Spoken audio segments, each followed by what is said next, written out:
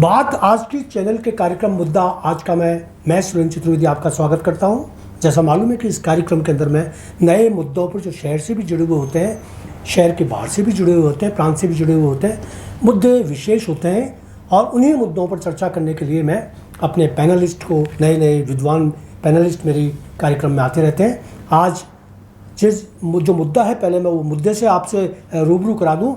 मेरा मुद्दा है कि मुख्यमंत्री अशोक गहलोत ने आचार संहिता लागू होने के ठीक पहले जिस तरीके से नए 3 जिले बनाए हैं, कई जातीय समीकरणों के आधार पर बोर्ड्स गठित किए गए हैं, क्या उनकी वैधानिकता मानी जा सकती है? या वैधानिकता भी अगर मानी जा सकती है तो क्या ये वोटों की राजनीति का एक हिस्सा है, या ये वास्तव में जन आक्रोश और जनता का जो मांग है उसको पूरी करने के लिए अशोक गहलोत ने ये घोषणा की है? तो सबसे पहले मैं आपका परिचय कराता हूँ। मेरे पास बैठे हुए हैं आदरणीय सुरेश जी सिंधी। आप किसी परिचय के मोहताज नहीं, अजमेर में प्रशासनिक सेवाओं में रहे और उन्होंने विभिन्न पदों पर रहते हुए अजमेर की सेवाएं की। हर व्यक्ति के मुंह पर उनका नाम है क्योंकि वो मुखर वक्ता भी हैं और प्रखर विचारक हैं। इसलिए मैंने उचित समझा कि उनके अनुभवों का लाभ उठाते हुए मैं उन्हें यहाँ आमंत्रित करूं और इस मुद्दे पर बात करूं। अभी पिछले दिनों में इसी मुद्दों पर उन्होंने कई राष्ट्रीय स्तर के टीवी चैनलों पर पैनलिस्ट के रूप में भाग लिया और मुझे महसूस हुआ कि जब मैं ही मेरे शहर के अंदर एक टीवी चैनल चला रहा हूं तो क्यों ना उनके अनुभवों का लाभ उठाया जाए। मैं आपका स्वागत करता हूँ सुरेश जी, बहुत बहुत स्वागत। मेरे इस तरफ बैठे हैं आनंद सिंह जी राजावत। आप भारतीय जनता पार्टी के विभिन्न पदों पर रहे और RSS से जुड़े रहे और सबसे बड़ी बात यह है कि एक ईमानदार राजनेता की छवि उन्होंने बनाई, ज़मीन से जुड़े रहे। विभिन्न मुद्दों पर जब कभी भी विचार से बात की जाती है और विचारों पर कोई मंथन होता है तब आनंद सिंह राजावत की मौजूदगी बहुत ज़्यादा ज़रूरी हो जाती है, अनिवार्य हो जाती है। मैं आपका भी हमारे स्टूडियो में स्वागत करता हूं और सबसे पहले मैं सुरेश जी आपसे पूछना चाहूँगा कि जिस तरीके से अभी 3 नए ज़िले बनाए, उससे पहले इस तरह से 53 ज़िले बन चुके हैं, तो आप इसको क्या सोचते हैं कि 53 ज़िले बनाना कोई इतना आसान काम नहीं होता और क्या इसका मतलब जो इसका फ्रूटफुल रहेगा ये हमारे इसके लिए, देश के लिए, राज्य के लिए, इस पर थोड़ा सा आप बताएं। क्योंकि हमारे यहाँ लोकतंत्र है और लोकतंत्र में भी हमारा देश और हमारा राज्य कल्याणकारी पैटर्न पर काम करता है। पूरे विश्व में सभी जगह, अधिकतर जगहों पर लोकतंत्र है, लेकिन वो देश इतने अमीर और विकसित हैं जी कि वहाँ कल्याणकारी योजनाएं बिल्कुल नहीं के बराबर होती हैं। 1 या 2 योजनाएं होती हैं जो कहीं स्टूडेंट्स के लिए या सीनियर सिटीजन्स के लिए या बेरोजगारों के लिए होती हैं। हमारे यहाँ जैसे मैं अभी जिला परिषद से जुड़ा हुआ हूँ तो 100 के करीब योजनाएं तो जिला परिषद में ही चल रही हैं जी, और बहुत सारी योजनाएं हर विभाग की चल रही हैं। कल्याणकारी राज्य में सरकार का ये लक्ष्य होना चाहिए कि अधिक से अधिक लोगों को हम राहत दे सकें और उनकी तकलीफ़ों को दूर कर सकें जी। अगर जिला मुख्यालय बहुत दूर होता है तो आम जनता को बहुत तकलीफ होती है। छोटी सी बात के लिए किसी कर्मचारी को जिला मुख्यालय पर आना, आम आदमी को जिला मुख्यालय पर आना बड़ा तकलीफ देह होता है। जैसे अजमेर में ही हमारे सावर और जवाजा के ऐसे क्षेत्र रहे हैं जो लगभग 100 किलोमीटर दूर रहे हैं। कई वर्षों से ये मांग होती रही। ब्यावर तो पिछले 40 साल से संघर्षरत रहा और ब्यावर डिजर्व भी करता था वास्तव में जिला बनने के लिए, बहुत बड़ा था। ब्यावर से 22 जिले राजस्थान के ब्यावर से छोटे थे जी, और माननीय मुख्यमंत्री जी ने एक साथ 19 जिले बना दिए तो वहाँ की जनता ने बड़ी राहत महसूस की है। और अभी जो 3 जिले बनाए हैं जी, ये भी अपने जिला मुख्यालय से काफ़ी दूर थे और जनता काफ़ी दिनों से मालपुरा में तो आंदोलनरत ही थी कि हमें जिला बनाया जाए। जिला बनाने से उस इलाके के प्रत्येक व्यक्ति को लाभ होता है। जितनी भी योजनाएं हैं उन योजनाओं में कुछ लिमिटेड लोग होते हैं। जैसे स्टूडेंट्स को स्कॉलरशिप देते हैं तो समाज का 10% भाग ही इसमें आता है। जिला बनते ही 100% लोग, वहाँ की आम जनता को कलेक्ट्रेट मिल जाती है, जिला स्तर का हर दफ्तर पास में मिलता है, वहाँ के कर्मचारियों को और वकीलों को जिला न्यायालय खुल जाएगा तो वकीलों को सुविधा हो जाएगी। और चूँकि न्याय प्रणाली में भी और प्रशासन में भी जिला स्तर के जो अधिकारी हैं वो लगभग 99% मामलों में अंतिम अधिकारी हैं, तो आम जनता को इससे बड़ी राहत मिलेगी। इसमें राहत मिलेगी। आनंद जी, आप क्या सोचते हैं, जिस तरीके के विचार जन कल्याणकारी योजनाओं के बारे में, या जो सरकार का ये प्रथम उद्देश्य होता है कि जन कल्याणकारी जितनी भी भावनाएं हैं उन लोगों को, तो उस दृष्टि से वो रखते हुए इस तरीके के फैसले लेते हैं, आप क्या सोचते हैं? जन कल्याणकारी योजनाओं का किसी का कोई विरोध कोई भी नहीं करेगा। ठीक है, जिले बनने से कुछ लाभ तो होता ही है जी, लेकिन एक सोच समझकर जिले बनते तो ज़्यादा उचित होता। ब्यावर की मैं मांग सहमत हूँ सुरेश जी से। ब्यावर की मांग जिले बनने की बहुत पुरानी है। ऐसे भी 5-6 जिले तो अवश्य बनने चाहिए थे, लेकिन एक रेवड़ियों की तरह अब दूध को जिला बनाया गया। अब कल सुजानगढ़, मालपुरा, डीडवाना भी बन गया, फिर कुचामन नावा भी बना दिया है। तो ये अजीब सी स्थिति है। और चुनावी वर्ष में ये घोषणाएं क्यों की गई है इसका कोई समझाने की आवश्यकता नहीं है। कहाँ से इतना इंफ्रास्ट्रक्चर एकदम डेवलप होगा, समय लगेगा, इतने भवन निर्माण होंगे, इनका बजट में कोई प्रावधान इन्होंने रखा है, क्या रखा है? मैं तो कहता हूँ गहलोत साहब ने इस साल जितने भी फैसले लिए हैं, अभी आप कुछ महीने पहले राइट टू हेल्थ का आपको जानकारी होगी, कितना बड़ा हंगामा हुआ था। उस योजना का क्या हुआ? उसका आज कोई अता पता नहीं है। कोई प्राइवेट हॉस्पिटल ले नहीं रहे पेशेंट को। सरकारी हॉस्पिटल में भी जो है चिरंजीवी नाम से चल रही, उसमें भी अते पते नहीं है। तो घोषणाएं करना चुनावी वर्ष में तो बहुत आसान है। आप देखिए आज राजस्थान की हालत क्या है। इन्होंने घोषणा की थी बिजली की दरों का, 6 से 8 बार तो ये बिजली की दरें बढ़ा चुके हैं जी। आज पानी की क्या स्थिति है, बेरोजगारी की, और सबसे बड़ी बात तो जो कानून की व्यवस्था हो रखी है, क्या स्थिति है। 31,000 केस महिला उत्पीड़न के अभी अभी दर्ज हुए हैं। तो राजस्थान अफरा तफरी में मचा हुआ है। गहलोत साहब कभी मोबाइल बांटते हैं, कभी कुछ करते हैं। ये चुनावी वर्ष में वो कुछ भी कर सकते हैं और खुद अपने आप को जादूगर कहते हैं। अब कितनी जादूगरी जनता उनकी बर्दाश्त करेगी, ये 2-3 महीने की बात है। और अब ये जाते जाते जब 2-4 दिन में आचार संहिता लग रही है तो 3 जिलों को और उन्होंने अपनी तरफ से ये सफूका छोड़ा है। इसका कोई आधार नहीं है। ठीक है, जिले बनने चाहिए, लोगों को सुविधा होती है। मैं मानता हूँ राजस्थान एक बहुत बड़ा भौगोलिक प्रदेश है, दूरियाँ जहाँ ज़्यादा है वहाँ जिले मुख्यालय नज़दीक होने चाहिए, ये सही है। लेकिन सिर्फ चुनावी लाभ थोड़ी घोषणा करने के लिए उसके पीछे कोई योजना नहीं है। वहाँ कोई ज़मीन है भी नहीं है कि क्या स्थिति है, इतने अधिकारी कहाँ से, अभी सब एक दूसरे अधिकारी डेपुटेशन पर लगाए गए, कोई व्यवस्था नहीं है। तो कैसे जो पहले व्यवस्था चल रही थी वो भी नहीं संभल रही है, तो और जिले बना के और आप क्या साबित करना चाह रहे हो? क्या 2-3 महीने में वो देख रहे हैं बस हम तो ये कर जाएं, और चुनावी जो अब अगले महीने आचार संहिता 2-4 दिन में लगने वाली है, तो जनता के साथ ने एक सफूका छोड़ा है। आप देखिए राजस्थान में सबसे महंगा पेट्रोल हमारे यहाँ मिल रहा है, उसकी चिंता नहीं है अशोक जी को। बॉर्डर एरिया पे जितने भी पेट्रोल पंप है सब बर्बाद हो चुके हैं बेचारे। जो समीप के जो स्टेट है वहाँ 8, 10, 6 रुपये लीटर का फ़र्क है। तो इस दिशा में सोचना चाहिए। आनंद सिंह जी, आपकी बात व्यवहारिक दृष्टि से तो ठीक है, व्यवहारिक दृष्टि से ठीक है कि आप जो कह रहे हैं पेट्रोल डीजल, ये आपकी उसके लिए मैं बता दूं सूचना के लिए कि हो सकता है कि आज या कल में 3 रुपये डीजल पर और 5 रुपये पेट्रोल पर कम हो जाए। ये बिल्कुल तैयारी है, ये बस सिर्फ मुंह से निकलने की ज़रूरत है अशोक गहलोत की, और वो ही निकल जाएगा। तो अगर ये डीजल पेट्रोल की रेट्स कम होती हैं, अगर ये अब चुनावों के मद्देनज़र हो रही हैं, इस पर आपका सवाल है। बाकी अगर जो भी सुविधाएं दी जा रही हैं अगर चुनाव के मद्देनज़र न की जाती, उससे पहले हो जाती और चुनाव का में उसका फ़ायदा उठाने की दृष्टि नहीं होती, तो शायद आप उसको सहमत हो जाते। आप क्या कहते हैं? कल्याणकारी योजना जब भी शुरू हो अच्छी बात है, और जो राज्य का मुखिया होता है उसको आर्थिक स्थिति का आकलन करना होता है।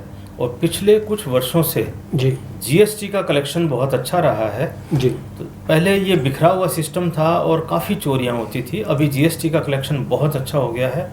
राजस्थान में जो पेट्रोलियम पदार्थ निकल रहे हैं उससे रॉयल्टी अच्छी मिल रही है। और एक मैं आपको जानकारी देना चाहूँगा कि संपूर्ण भारत में मैंने अजमेर ज़िले से शुरुआत की और हमें राज्य सरकार को हर महीने एक चिट्ठी लिखनी होती थी कि हमें 16 लाख लीटर केरोसिन दिया जाए। मैंने चिट्ठी लिखी कि हमें अजमेर ज़िले को 0 लीटर केरोसिन दिया जाए। उसके बाद 2-3 महीने तक तो राजस्थान में चला, लेकिन राजस्थान में भी 3 महीने के अंदर अंदर बंद हो गया। और उसके कुछ महीनों बाद ऑल इंडिया में आज केरोसिन बंद है। जानकारी के लिए निवेदन कर दूं, केरोसिन, पेट्रोल और डीजल तीनों एक ही चीज़ होते हैं, तीनों का भाव भी एक ही होता है। लेकिन आज अगर केरोसिन होता तो वो 100 रुपये लीटर का होता और जनता को 33 रुपये लीटर दिया जाता। जी। तो 1 लीटर पर 67 रुपये की सब्सिडी, 100 करोड़ लीटर केरोसिन महीने में देश में बढ़ता था। अब 100 करोड़ का 6700 करोड़ की सब्सिडी, इनडायरेक्टली मैं ये मान सकता हूँ कि मेरे प्रयासों से हुआ। शुरुआत मैंने की, इससे पहले किसी भी दिशा में लोगों ने राजनीतिक कारणों से या प्रशासनिक कारणों से, किन्हीं भी मजबूरियों से इस विषय पर न तो कोई काम किया न कोई चर्चा की। मैंने एक शुरुआत की, उस शुरुआत से पूरे देश में आज की तारीख में केरोसिन का नामो निशान मिट गया है। तो धीरे धीरे जो आर्थिक स्थिति सुधर रही है जीएसटी कलेक्शन से और पेट्रोलियम की रॉयल्टी से, उससे राज्य के पास पर्याप्त मुद्रा उपलब्ध हो गई है और उस कारण वो अनेकानेक सुविधाएं दिन प्रतिदिन दिए जा रहे हैं। जैसे मैं आपको निवेदन करता हूँ, सरकारी जो मेडिकल सुविधाएं हैं, मैं स्वयं ये सारी सुविधाएं लेता हूँ, सरकारी दवाइयाँ लेता हूँ, सारी चीज़ें मैं निःशुल्क करवाता हूँ। आम आदमी को 100% स्वास्थ्य सेवाएं निःशुल्क मिल जाना, ये एक क्रांतिकारी बात है। सर चतुर्वेदी साहब, मैंने मेरे जीवन में देखा कि सरकार का और स्टूडेंट का कोई लेना देना ही नहीं होता था। सिर्फ मैंने चूँकि टॉप किया था स्कूल में, तो मुझे 100 रुपये महीने की स्कॉलरशिप मिली थी जी। वरना 99% बच्चों को पता ही नहीं था क्या होती है स्कॉलरशिप। माध्यमिक शिक्षा बोर्ड राजस्थान के 200-250 बच्चों को देता था। आज की तारीख में आप देखें, चारों दिशाओं में आपको कोई ऐसी गरीब परिवार मिल जाएगा जिसकी आप कल्पना नहीं कर सकते। उसकी लड़की बता देगी आपको, सर मुझे गवर्नमेंट से लैपटॉप मिला है, मुझे स्कूटी मिली है। 1 लाख रुपए की स्कूटी, 1 लाख रुपए का लैपटॉप, तो ये पहले से ही चल रहे हैं और कुछ योजनाएं धीरे धीरे आ रही हैं। अब ये उनके राजनीतिक मुद्दे भी होते हैं, राजनीतिक उद्देश्य होते हैं कि वो कब करते हैं घोषणा, और प्रत्येक राजनीतिक दल ये चाहता होगा कि अगली बार उसकी सरकार रिपीट हो, तो थोड़ा सा इलेक्शन से पहले वो कुछ उम्मीद करके इस तरह से करते हैं, पर काम तो सारे जन कल्याण के ही हैं। अच्छा, एक सवाल और है सुरेश जी, जब बात ही चल गई है तो आप, क्योंकि आप प्रशासनिक अधिकारी रहे हैं और आज भी आप एक न्यायाधीश की भूमिका में अभी हैं, लोकपाल हैं आप, तो मैं ये जानना चाह रहा हूँ कि क्या ये बिना सोचे समझे भाषण के दौरान जिले बन जाते हैं, या इसके पीछे एक ठोस तैयारी होती है, पूरा बजट होता है, सीमा रेखाएं निर्धारित की जाती हैं, नक्शे बनते हैं, फिर उसका बजट बनता है, बजट बनने के बाद बजट की आय कहाँ से आएगी, एक सारा काम होता है, ऐसा है? जी जी होता जी, है बिल्कुल सारा तैयारी से होता है जी। और सारी तैयारी की हुई होती है। सिर्फ एक राजनीतिक इच्छा शक्ति होती है कि कब हमें करना है जी। ये सारे प्रस्ताव पहले से ले रखे हैं, सब कुछ तैयारी हो रखी होती है। सिर्फ एक कलेक्टर और एसपी की नियुक्ति होते ही, इन 2 अधिकारियों की नियुक्ति होते ही मान लेते हैं हम, मैं स्वयं मानता हूँ और प्रशासनिक हलकों में माना जाता है कि अब जिला प्रारंभ हो गया है। वो भूमि, बिल्डिंग, इमारतें, जी जी ऑफिसेज, उसके लिए इसमें समय लगेगा, इसमें समय लगेगा सर। ये हमारे एक प्रकार की अलग जीवन शैली है सर। जिस तरह से आप देखेंगे बैंक की शाखा में सबसे पहले वो लोग बिल्डिंग लेते हैं जी, उसके बाद उसमें बिजली की फिटिंग करते हैं जी, फिर एसी का सिस्टम करेंगे, फिर फर्नीचर, फिर स्टेशनरी, लास्ट में स्टाफ की नियुक्ति करते हैं जी। और जिस दिन आप बैंक में जाते हैं पहले दिन सुबह 10:01 पर आपको सारी सुविधाएं मिल जाएंगी जी। लेकिन प्रशासनिक सिस्टम में ऐसा नहीं है। सबसे पहले घोषणा करते हैं कि यहाँ जिला बनाया जाता है, उसके 2-4 दिन के अंदर अंदर कलेक्टर एसपी की नियुक्ति हो जाती है, फिर सारे लोगों की नियुक्ति हो जाती है और थोड़े समय के लिए टेम्परेरी, जैसे एसडीओ के ऑफिस में ही कलेक्टर बैठ जाएं या और किसी बिल्डिंग में बैठ जाते हैं और आवास में भी डाक बंगले, सर्किट हाउस वगैरह से एडजस्ट करते हैं और स्टाफ भी इधर उधर से ही लेना पड़ता है। वहाँ एस्टेब्लिशमेंट और फर्नीचर, स्टाफ वगैरह, ये जो सारी टेक्निकल चीज़ें हैं ये धीरे धीरे करते हैं। लेकिन शुरुआत में सभी जगह ऐसा ही होता है, पहले भी हमेशा ऐसा होता रहा है कि भले किसी भी दल की सरकार रही हो, पहले घोषणा ही करते हैं, लेकिन ये तैयारी पहले से होती है कि इस पे कितना बजट का अनुमानित खर्चा आएगा और बिल्डिंग बनने में ज़रूर टाइम लगता है, ये एक निश्चित बात है। बिल्डिंग बनना, उसमें फर्नीचर लगना, ये एक अलग ऑफिस के लिए इसमें समय लगता है। आप क्या सोचते हैं आनंद जी, सहमत हैं आप सुरेश जी की बात से? नहीं, सुरेश जी का कहना बिल्कुल ठीक है। अब सरकार की मजबूरी है, घोषणा कर दी तो एसपी कलेक्टर की नियुक्ति करनी पड़ेगी, नहीं तो पब्लिक को जवाब क्या देंगे जी। आप छोटा सा उदाहरण दीजिए, यहाँ कायड़ में मेडिकल कॉलेज का भवन निर्माण हो रहा है, बजट भी पास है, सब कुछ है, क्या स्थिति है? जो सरकार घोषणाएं करके बजट लेके, लेकिन काम की जो गति है वो आप देखेंगे, जो मेडिकल कॉलेज कितना महत्वपूर्ण है उसकी ये स्थिति है, तो ये बाकी एसपी कलेक्टर के ऑफिस और बाकी जो ऑफिस होते हैं जिले मुख्यालय पे, उनको अभी तो ज़मीन के ही अते पते नहीं है। अभी तो बहुत सारी एक घोषणा कागजों में है, ठीक है, उन्होंने कर दी, अच्छी बात है। उनको भी पता है हमने घोषणा कर दी है, इसको पूरा तो भाजपा को ही करना है, तो हम करेंगे, और तो क्या करेंगे। अच्छा, तो आप ये सोच के चल रहे हैं कि ये भाजपा के लिए उन्होंने एक होमवर्क के लिए पिच तैयार किया है कि आप ये तैयारी करके और आप मैदान में आओ, हमने आपके लिए ये कर दिया है। कि अगर ये चुनावों के समय में किया गया, अगर ये राजनीतिक कोई कारण से ये की गई फैसला है, तो आपके शिवराज चौहान ने मध्य प्रदेश में अभी नए जिले बनाए 3 दिन पहले, उन्होंने क्यों बनाए? वो भी उन्होंने भी इलेक्शन को देखते हुए बनाए। तो आप क्या सोचते हैं कि ये इलेक्शन का कोई हाँ, तो देखिए भाजपा की सरकार है और आएगी, तीन टर्म से वैसे भी भाजपा की सरकार है। यहाँ तो अभी तक ट्रेंड रहा है, रिपीट नहीं हुई है सरकार, ये आप और हम सभी जानते हैं। 20 सालों में तो एक बार भाजपा एक बार कांग्रेस रही है, तो उसी को देखते हुए अशोक जी कोशिश कर रहे हैं कि इस बार मैं रिपीट कर लूँ, लेकिन लगता नहीं। अगर उनको इतना ही कॉन्फिडेंट होता, इतना विश्वास होता, तो इतने दावे कर रहे, रोज़ हम अखबार में ऐड देख रहे हैं, तो उनको बहुमत वैसे ही मिल जाना चाहिए। तो इतनी नई घोषणा करने की कहाँ आवश्यकता है? जो पहले जो इतनी योजनाएं लागू की, उनकी तो समीक्षा कर ले एक बार। अभी ये जो मैं कहता हूँ कि ये बजट में प्रावधान होता, अभी ये बताइए मोबाइल जो बांटे हैं इन्होंने फ्री में, क्या 23 के बजट में कोई प्रावधान है? अशोक जी बता दे कि बजट में हमने ये प्रावधान रखा था कि इतने लाख मोबाइल हम बांटेंगे फ्री में। कोई प्रावधान नहीं है, कोई ये जरूरी नहीं एक मत का ना, बिल्कुल है, बिल्कुल हो, नहीं तो आप पैसा लाएंगे कहाँ से? नहीं, पैसा उनका पास इंतजाम हो गया।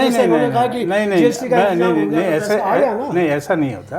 अब आप ये कह सकते हैं कि जीएसटी तो हमने लागू नहीं, जीएसटी की मैं नहीं कह रहा हूँ। देखिए, आज अपन घर में भी कोई चीज़ खरीदते हैं तो उसका एक बजट तो होता ही, ऐसा थोड़ी होता है। जो बजट जब साल का पास होता है तो उसमें हर चीज़ का, हर मद का एक खर्च होता है, स्वास्थ्य का है, चिकित्सा का है, शिक्षा का है, सबका होता है। हाँ, कोई इमरजेंसी होता है तो उसका अलग, आपदा प्रबंधन का भी अलग बजट होता है। लेकिन ये जो फ्री रेवड़ियाँ बांटने का है, इसका कोई बजट में उन्होंने प्रावधान, कोई जिक्र ही नहीं था।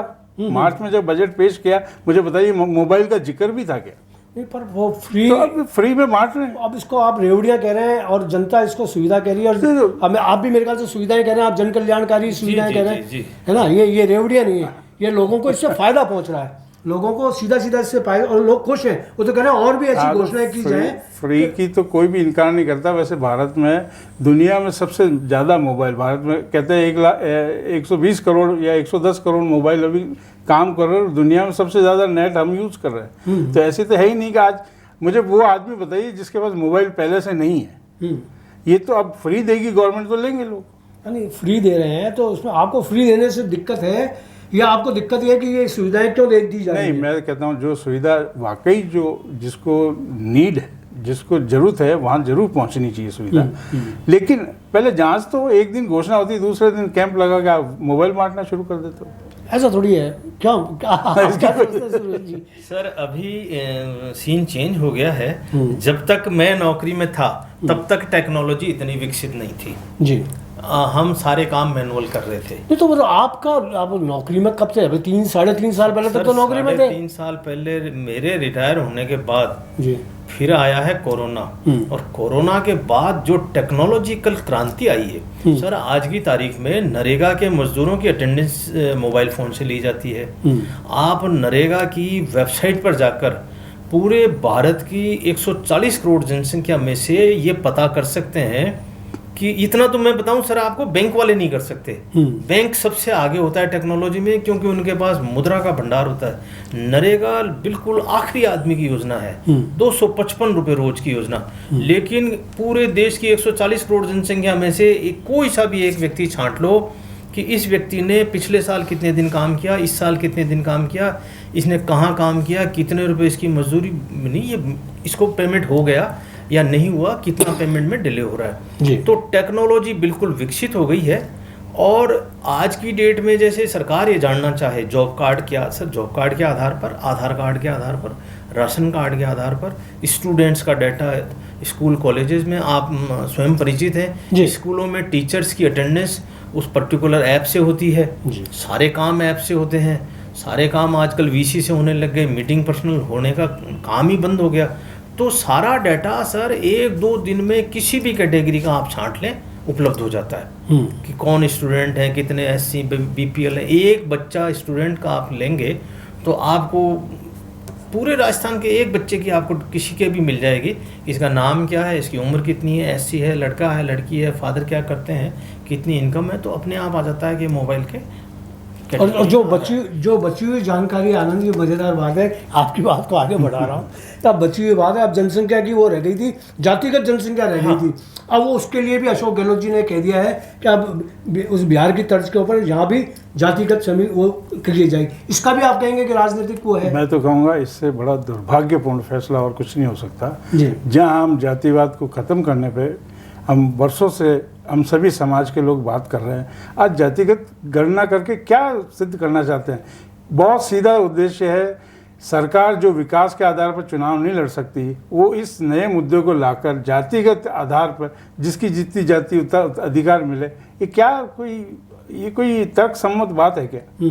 किसकी जाति आप, अच्छा मान लीजिए मैंने एक जाति ने दूसरी जाति से प्रेम विवाह कर लिया, अब उसको क्या किधर गिनेंगे आप? कहाँ गिनेंगे आप? उसका क्या आधार लेंगे? और उसके बच्चों का उसका तो वही तो कह रहा हूँ कि ये एक अजीब सी एक नई बहस, मतलब विकास कार्यों से और जो मोदी सरकार की उपलब्धियां हैं उनका मुकाबला नहीं कर सकते। मैं कहता हूँ 370 धारा हटाने पर ही एक प्रधानमंत्री को एक विषय पर ही चुनाव का वापस जनादेश मिल जाना चाहिए। वो तो और हजारों काम वो कर रहे हैं मोदी जी, तो अब उनके पास कोई तर्क नहीं है। तो ये जाति उनको रोक कौन रहा है? नहीं तो जातिगत अब वो सरकार क्यों रोक रहा है? कौन रोक रहा है भाई एक ही 370 से मांगो ना आप।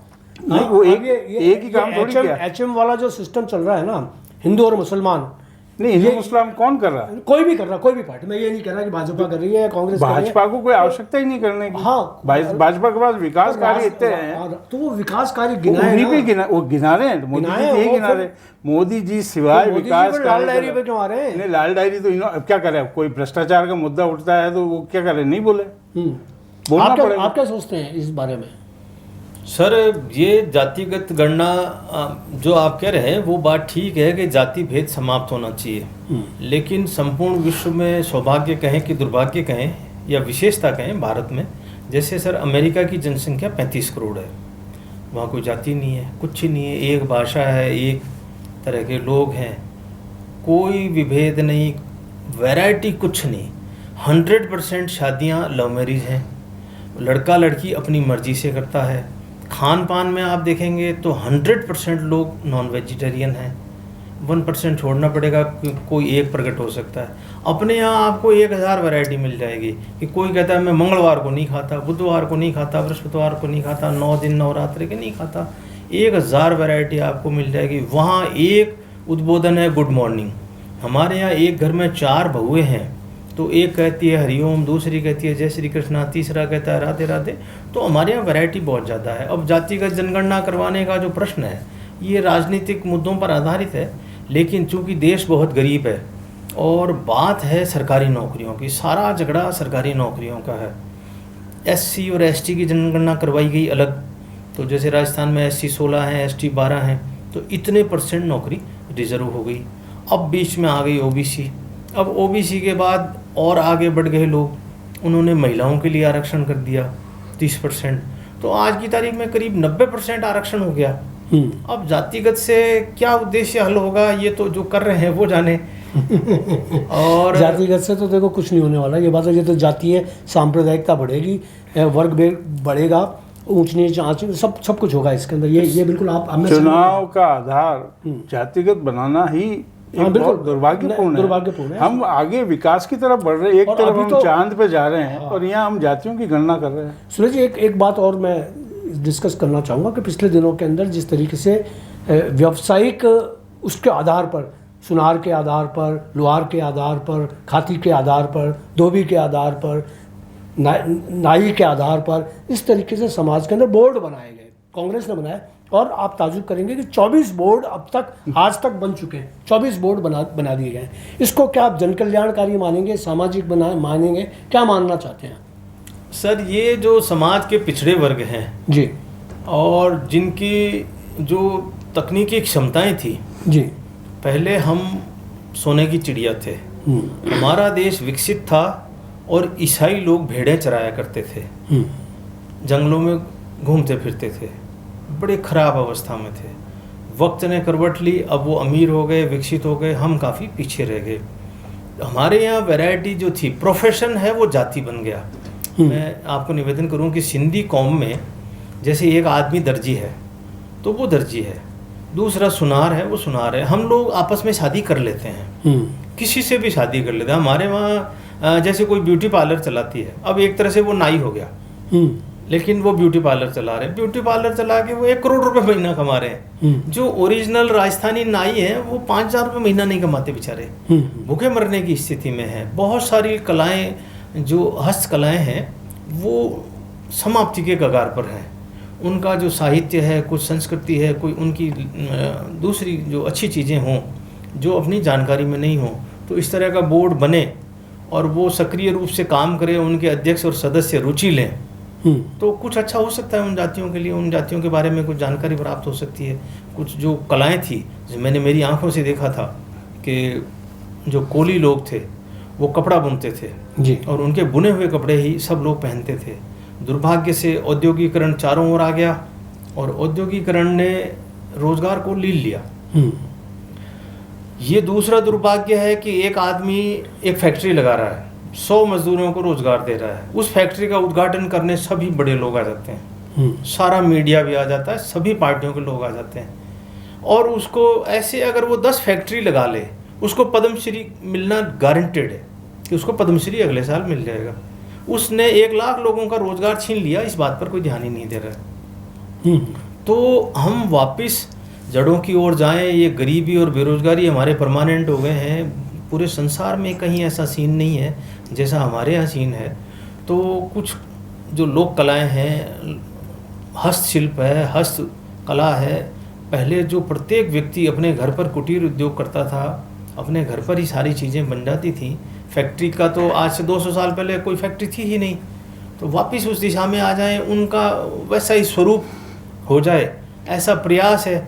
लेकिन ये तभी संभव है जब इनमें जो लोग लगेंगे या लग गए हैं वो रुचिपूर्वक काम करें और उन्हें सारी सुविधाएं उपलब्ध हों, संसाधन हों, बजट उन्हें। देखिए सर, जो इन बोर्ड के अध्यक्ष बने हैं या उनको तो सारे समस्त सुविधाएं प्राप्त हो जाएंगी, लेकिन मुझे नहीं लगता कि इससे हम इस बाजारवाद के युग के अंदर, जहाँ नई नई फैक्ट्रियाँ लग रही हैं, औद्योगिक क्रांति हो रही है, साधनों की क्रांतियाँ हो रही हैं, कंप्यूटराइज्ड हो रहा है मामला, मैन पावर ख़त्म हो रहा है, आदमी के मशीनें आदमी का रूप ले रही हैं, ऐसी स्थिति के अंदर अगर हम वापस अपन पाषाण युग की तरफ जाने की बात करें तो ये मुझे नहीं लगता कि क्यों। आप क्या कहना चाहेंगे?